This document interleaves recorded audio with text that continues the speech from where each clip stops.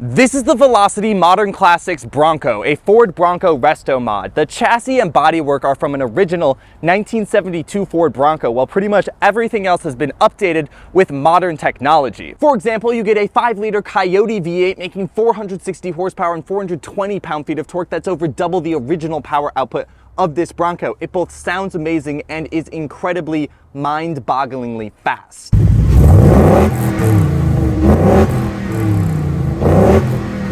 Most of the other changes come on the inside, where Velocity has added some modern technology to bring this Bronco into the 21st century, like a Bluetooth stereo that feeds some speakers that are amazing. They sound incredible. USB A and C chargers. You get air conditioning, digital readout of your speed, and automatic windows. The upholstery, which aesthetically looks like a combination of leather and a woven material, is all vinyl, which is really good because this car is completely exposed to the elements in the back, and in the front it's only covered by this thin canvas and it's not tight with the doors. So this car isn't something you can drive in all weather. If it's pouring rain, you don't want to take it out, but you're not going to ruin the interior if you do. And the things they have kept from the original Bronco really add to the aesthetic of this car. Mostly this steering wheel. It is absolutely beautiful. Wood grain, metal in the center. You do get a horn. There's no airbag, obviously. Really the only safety addition Velocity has made to this vehicle, other than all of the underneath components to make it more reliable, is this roll cage, which really only protects front seat passengers. You can get one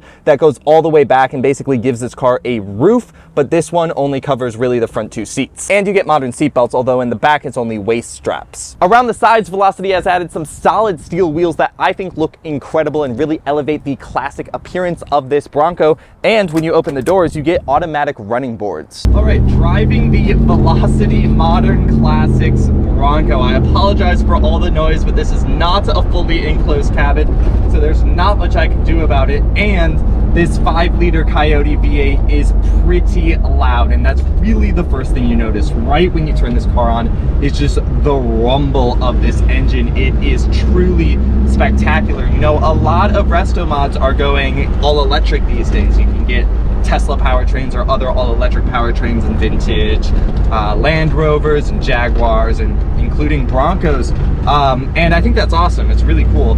But it's also awesome to drive this V8, this Coyote V8 in this car. It just fits the brawniness of this vehicle so well. And I'd also be scared to drive an electric version of this car, because this 5-liter Coyote V8 makes 420 pound-feet of torque, which isn't crazy for an electric car, and this is already so much faster than it needs to be. You put your foot down, especially, and please only put your foot down when you are going in a straight line. So I'm going to wait till I get around this corner. And a monster erupts. Oh my God! It's so loud, it's so fast, it's so frighteningly fast for when you are sitting in a car with 1972 safety technology. This thing is so quick, and it is a monster under the hood, and that exhaust is so loud and so close to you because this is such a short vehicle. It is just mind-boggling. And now I'm stuck in traffic because we are in Los Angeles, so let's talk about this interior. I actually really love it. You have a Bluetooth stereo, which is about the amount of modern connectivity I really want in a vintage resto mod. You can get features like a backup camera or Apple CarPlay, but I prefer the look of this dash without a screen. This stereo, this modern Bluetooth stereo, really looks retro. It looks like it is original to the car, which is awesome. I love that they did that. And then over on the left, you have your analog dials, which are almost always blocked by either the steering wheel or your hand.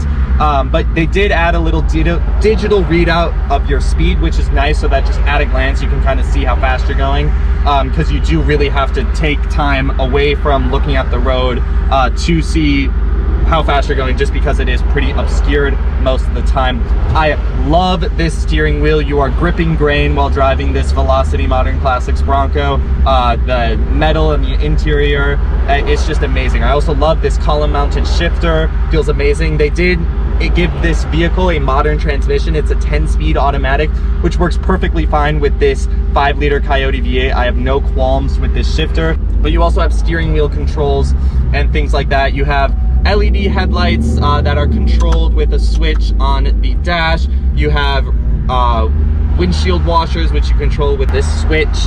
You have air conditioning. You can control your fan speed and where it is blowing out. So this really does have like the bare minimum of creature comforts, but in a way the bare minimum of creature comforts is what you want in this vintage type of car. The seats are water resistant, which is awesome, and it's just so cool in this car. I also love the color scheme on this particular one. This is Velocity Modern Classics 451st build. This particular one that I am driving right now, $268,000 is how much this vehicle costs. So these are not cheap vehicles, and part of the reason is they have a 14-week production process. Each stage of this vehicle takes a week, and so I'm guessing there's 14 stages, and so they really take the time to make sure that the chassis and the bodywork have been properly restored to better than their former glory, and then that those units are fitted to all of the modern technology, this engine, the transmission, and everything else to make this vehicle a truly like modern vehicle, but in a retro setting. The only other notable driving dynamic, because you're not going to get great steering or body control in this, is that the suspension is pretty rough. I thought because basically everything but the chassis and the bodywork has been replaced, that they would be able to give this pretty good suspension, but it is pretty bumpy in here. I think that's partially due to the shortened wheelbase just in general of this vehicle. Your front axle hits something, then right away your back axle hits something, so it's like a bump bump. So it isn't the smoothest ride. The ride is made better when you have 4 people in the car. I notice it definitely handles bumps a little better. It's less stiff, but I don't know how often I would want to drive this car with 4 people, just because in the back there are only waist seat belts and the roll cage doesn't cover rear seat passengers, so it's not the safest setting for this to sit in the back seats of this car. So I just wish they would have made this vehicle a little softer sprung on the suspension. I think it would have just made daily driving this vehicle alone or with one other person a lot easier. But the purpose of this vehicle isn't comfort or even power. It is the feeling it gives you while you drive it, and you feel so cool. You feel like the coolest person on the road. Vintage cars are all the rage, vintage SUVs especially, and this one fits that aesthetic so perfectly. And with this 5-liter Coyote V8, it just adds to that ambiance, and you feel powerful, and it is just an incredible feeling that no other car I've ever driven has come close to. So that's the Velocity Modern Classics Bronco. It is an incredible vehicle that delivers a driving experience unlike any modern car on the road. But $268,000 does seem like a lot of money for this 50-year-old time machine. Thanks for watching. Like, comment, share, and subscribe, and I'll catch you guys in the next video.